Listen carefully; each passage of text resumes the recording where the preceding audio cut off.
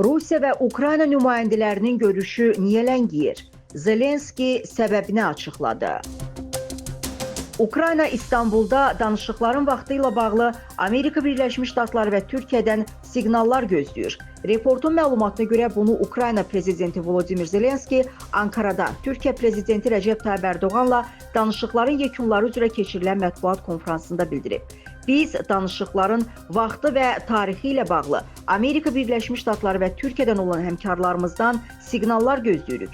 Danışıqlar bugün və ya sabah baş tuta bilər deyə Zelenski qeyd edib. O vurğulayıb ki, Ukrayna Rusiya ilə danışıqlarda maraqlıdır və görüşün baş tutacağına ümid eləyir.